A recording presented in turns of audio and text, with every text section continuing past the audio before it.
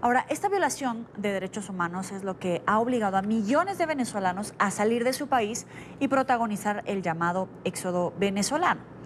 Eduardo Stein, el que tienen en pantalla, representante de la Agencia de la ONU para los Refugiados y de la Organización Internacional para las Migraciones, es decir, es experto en el tema migratorio, pero en esta ocasión designado justamente para evaluar la situación del éxodo venezolano, visitó este martes la frontera colombo-venezolana, uno de los puntos donde la crisis migratoria puede verse con mayor intensidad. El funcionario, que también se reunió con el presidente colombiano Iván Duque para discutir la crisis migratoria, aseguró que se trata de un flagelo que nunca había sido enfrentado en América Latina. Es decir, en su experiencia en Centroamérica y en Sudamérica, con las migraciones que ustedes han conocido a través de los años, no solamente de Centroamérica hacia el norte, sino de todo el cono sur hacia el norte, hacia Estados Unidos. Este funcionario experto en ese tema asegura que como la crisis venezolana no había visto nada con anterioridad. Además, subrayó la labor que han desarrollado los cancilleres de la región para atender la emergencia, entre esos, evidentemente, lo que ha hecho el gobierno colombiano de permitir el libre tránsito de venezolanos. También recordemos que Perú está en un debate en este momento analizando si puede recibirlos con pasaporte y otorgarles una calidad de refugiados. Ecuador también está evaluando esta situación. Vamos a escuchar lo que dijo Eduardo Stein. Está siendo fundamentalmente en el ámbito humanitario y buscaremos la manera de interesar a donantes internacionales, sobre todo a gobiernos que han cooperado históricamente con América Latina, para que sobre todo ellos puedan dirigir recursos en el menor plazo posible para atender estas múltiples situaciones que se dan. Y esta situación necesita ayuda urgente. A esta hora saludamos en Washington a Eduardo Stein, ex vicepresidente de Guatemala, representante especial de la ONU para los refugiados y migrantes de Venezuela. Es un gusto estar con usted aquí en el programa. Bienvenido. Muy buenas noches. Al terminar su visita, usted decía que nunca América Latina había enfrentado una situación de migración forzada como la que se está registrando ahora mismo. ¿Cuáles son esos componentes que usted encontró en Venezuela que lo llevan a decir esto?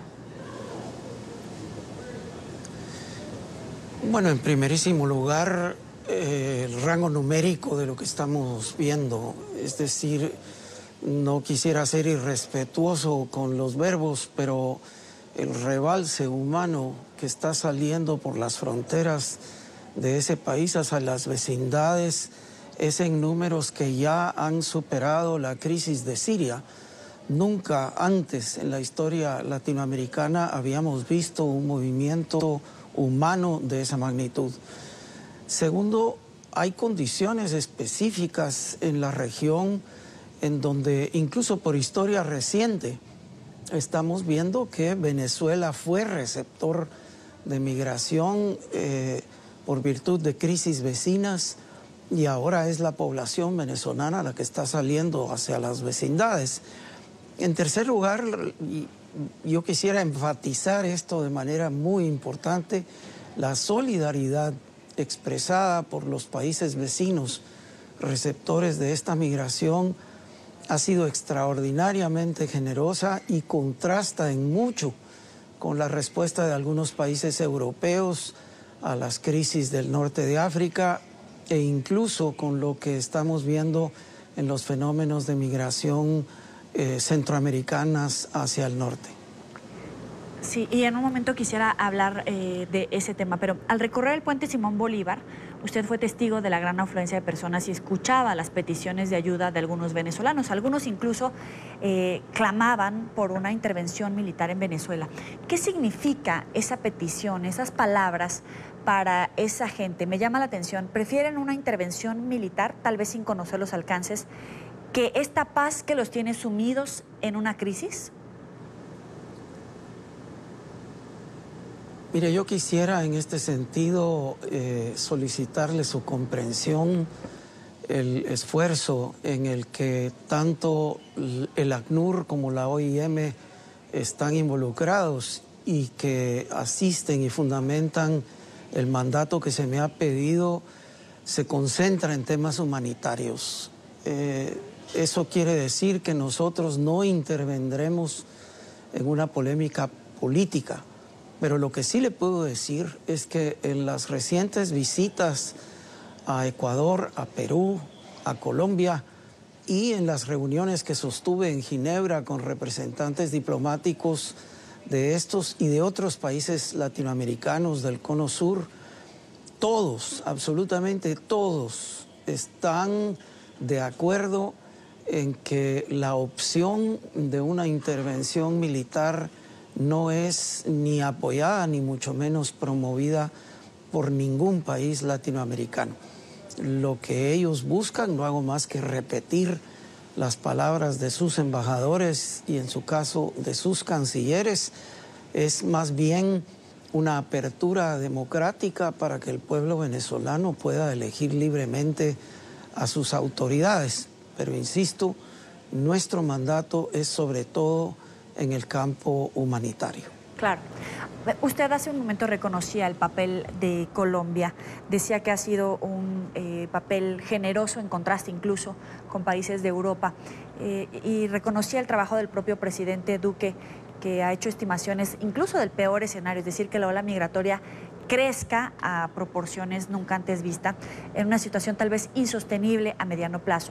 Yo le pregunto, ¿no pasará que por mejor disposición que tenga Colombia, por mejor generosidad que tengan los países de la región, la situación pueda llegar a ser insostenible a un mediano plazo? Bueno, ahí estamos en un terreno meramente especulativo, pero tenemos que prepararnos para un agravamiento de las situaciones, ya que estamos hoy experimentando algo que nadie previó. En efecto, hace 1 año y medio, 2 años, nunca pensamos que estaríamos viendo estas dimensiones de centenares de miles de personas cruzando la frontera hacia las vecindades y que los países receptores han acogido en base a sus propios presupuestos internos, en base a sus propias capacidades institucionales internas, pero que han sido ya rebasadas. Y por esa razón es que estamos buscando apoyos extraordinarios de fuera de la región para venir a contribuir a los esfuerzos que ya realizan los países receptores de esta migración. Ahora, le quiero preguntar, ¿qué deben hacer los países de la región en términos migratorios? ¿Otorgar el estatus de refugiados y resolviendo conforme avanza la situación? ¿Cuál podría ser una recomendación? Porque muchos venezolanos llegan a la frontera sin un pasaporte por el costo del pasaporte, porque no existe una ventanilla donde les otorguen los documentos migratorios de manera expedita. Es decir, por una gran cantidad de obstáculos del propio gobierno en su país que además los expone en términos migratorios cuando llegan a otros países. ¿O cómo debe recibirse, tratarse a estos venezolanos en términos migratorios? Mire, no quisiera sobresimplificar y mucho menos aventurarme en terrenos en donde también el concepto de refugio y el concepto de migración económica en este fenómeno se están cruzando y confundiendo porque se trata de situaciones inéditas, como mencionara hace unos segundos. Es como caminar descalzo sobre vidrios rotos, en efecto, porque no podemos trazar una frontera nítida entre lo que es un migrante económico de lo que es una persona en situación o en necesidad de refugio. Pero usted mencionó precisamente uno de los temas críticos que están enfrentando todos los gobiernos vecinos, que es el tema de la documentación y de la regularización de la situación migratoria en los países a los que esta población está buscando llegar. Un primer país y quizá el más afectado sin duda es Colombia, en efecto, pero hay varias decenas de miles de personas que están caminando a través de Colombia para ir a Ecuador, a Perú, Argentina, Chile, Brasil, de manera que ya es un fenómeno que afecta a toda la región y que por lo tanto demanda, como lo han dicho sus propias autoridades, una respuesta regional.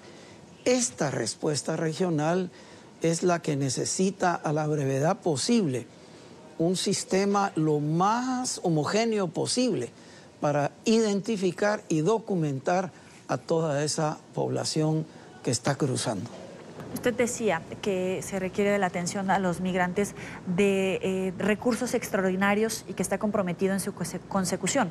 ¿De cuánto estaríamos hablando? ¿En qué periodo? ¿A qué países le podría pedir ese apoyo económico? ¿Y a qué países distribuirlos para también coadyuvar a la atención de migrantes?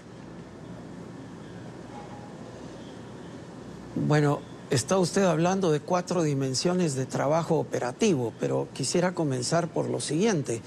Cada uno de los gobiernos ha estado realizando una cuantificación de lo que hasta ahora ha tenido que enfrentar con presupuestos propios que se les están agotando.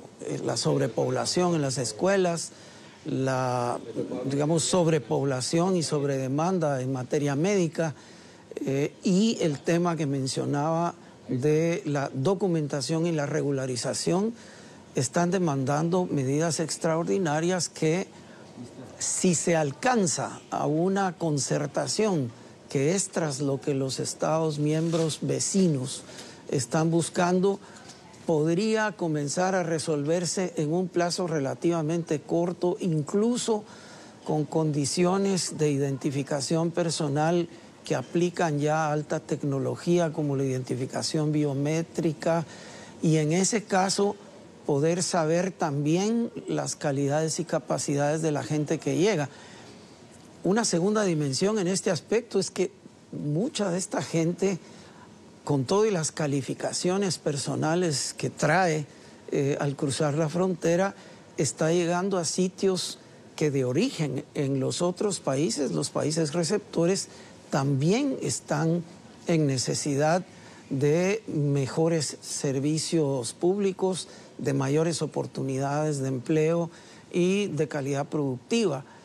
Entonces, este segundo capítulo, por llamarlo de alguna manera, que sería ya la inserción laboral en condiciones productivas, es algo que necesita manejarse con muchísima inteligencia, pero también con gran celeridad, porque no puede ser una población que sea sostenida por recursos extraordinarios externos por tiempo indefinido. Se necesita acortar lo más posible esos plazos para insertarlo en actividades y en oportunidades productivas. Ahora, si me permite, ya que hablamos de migración, yo entiendo que es diferente la migración de venezolanos a la migración de centroamericanos, pero en este momento la caravana migrante que salió desde Honduras sigue avanzando por Guatemala hacia México. El presidente Trump, el presidente de los Estados Unidos, ha pedido a los gobiernos de los países que detengan a esta caravana migrante. ¿Qué deben de hacer esos gobiernos?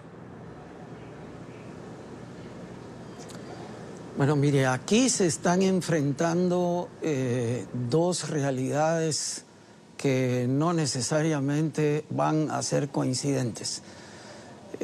Comenzó por un puñado de personas en Honduras, ahora se calcula que son cerca de 3,000 los caminantes que están en esta caravana, y lo primero que han encontrado en el país vecino, en Guatemala, es una solidaridad extraordinaria, muy similar a la que han exhibido los países vecinos, Perú, Ecuador y Colombia, con esta migración venezolana. Las amenazas del presidente Trump a los gobiernos de los países por donde esta caravana está recorriendo su camino con aspiración de llegar a la frontera entre México y Estados Unidos han sido amenazas desusadas incluso en el lenguaje de cualquier expresión de nivel internacional en este siglo XXI que enfrentamos. incluso se les ha llegado a calificar como una invasión, cuando en realidad lo que estamos presenciando es producto también de hechos de violencia en su país de origen, que les obliga a salir de sus lugares habituales, y de carencias extremas que están buscando resolver migrando hacia otra realidad que consideran más auspiciosa. Pero las amenazas han sido directas a cada uno de los gobiernos por donde la caravana estará pasando. Primero al propio gobierno hondureño, luego al gobierno guatemalteco y con posterioridad también al gobierno mexicano, de que se interrumpirá la ayuda de los Estados Unidos, cualquier ayuda económica que ya están recibiendo estos países, si los gobiernos no alcanzan a impedir que la caravana avance y logran que retorne a su país de origen. Usted me hace una pregunta que yo no puedo responder. ¿Qué deben hacer estos gobiernos? Lo que estamos viendo ya en la práctica es lo que están haciendo las sociedades de estos países en solidaridad y en simpatía con estos caminantes. Ahora, le quiero preguntar, hay un discurso discriminatorio porque el presidente Trump decía que entre estos migrantes también había muchos criminales, pero tal vez para un receptor de este discurso pueda sonar como que está generalizando. ¿Percibe un discurso discriminatorio de todo aquel que decida emigrar en estas condiciones?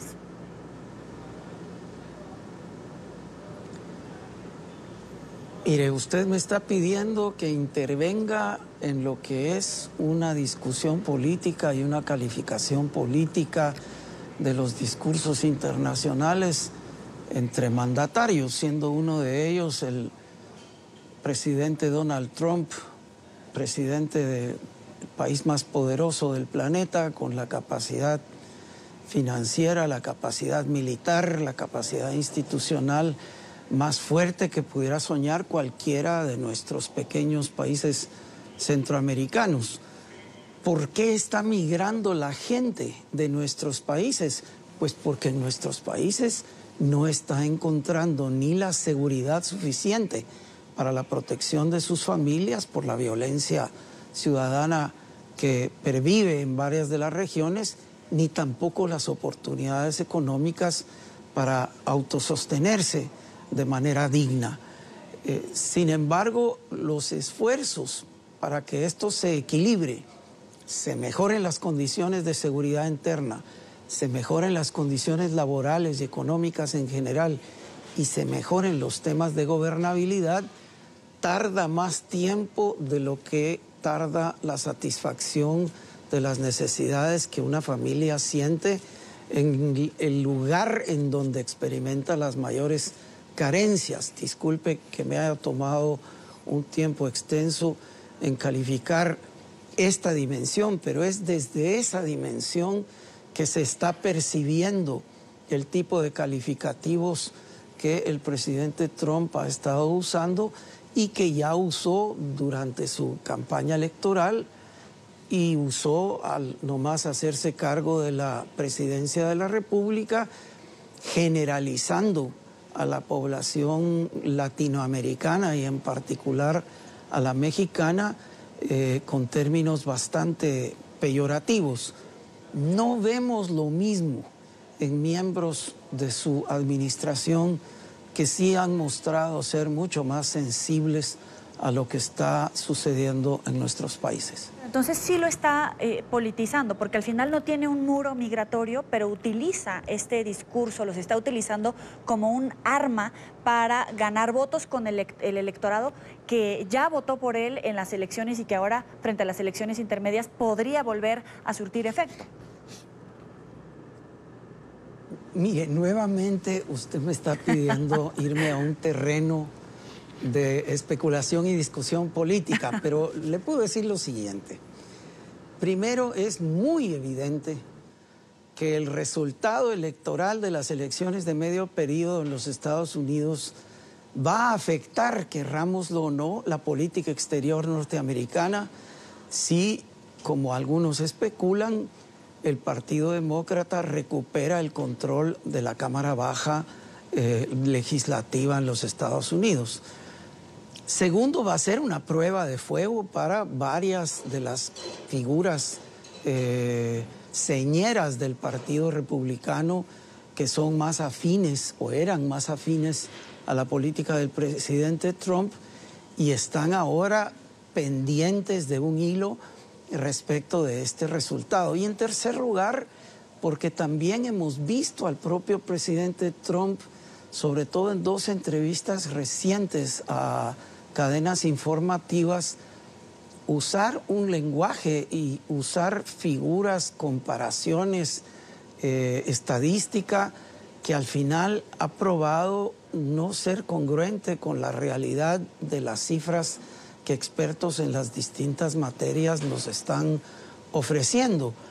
Entonces, sí, en efecto, parece ser parte de un esfuerzo electoral para las elecciones de medio periodo, en donde el presidente Trump puede estar viendo riesgos en los resultados de voto para lo que hasta ahora ha sido la estructura de apoyos de la que él ha podido disfrutar en las primeras partes de su mandato. Pero esto solo lo sabremos después del 6 de noviembre. Para concluir, y quisiera aprovechar su experiencia, vemos una migración de venezolanos, de centroamericanos, de mexicanos cada vez mayor, cada vez más movilidad, solamente de este lado del mundo. Hace unos momentos también hablábamos de la migración en Europa. ¿Acaso esta migración está superando la administración de los estados y es algo que nos está quedando demasiado grandes a los países como para poder solventarlo? ¿Tendremos que cambiar nuestra forma de administrarnos y de relacionarnos como ciudadanos de cualquier parte del mundo para poder coexistir y que no sean víctimas un grupo determinado por sus condiciones de vida? Bueno, yo creo que usted ha dado en el clavo con uno de los fenómenos contemporáneos más fundamentales de atender de manera sistémica e integral por nuestros países como sociedades y también por los gobiernos de estos países de manera integral, sistémica y regional.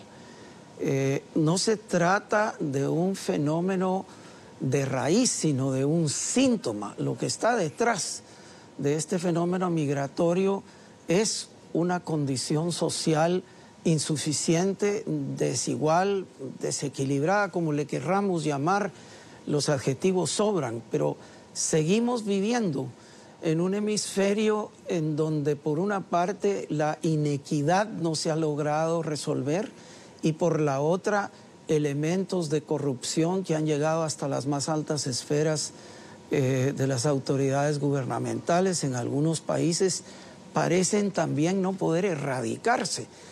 De manera que debiéramos atender este fenómeno, insisto, de manera sistémica, integral, de manera regional y en efecto, cambiar desastre. La camisa ya no nos queda.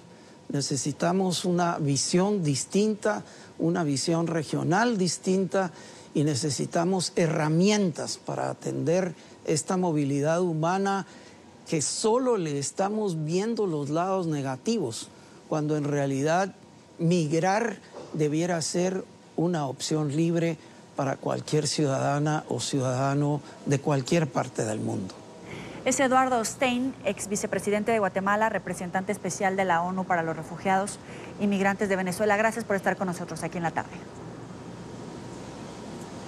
Muchas gracias por su interés y su atención.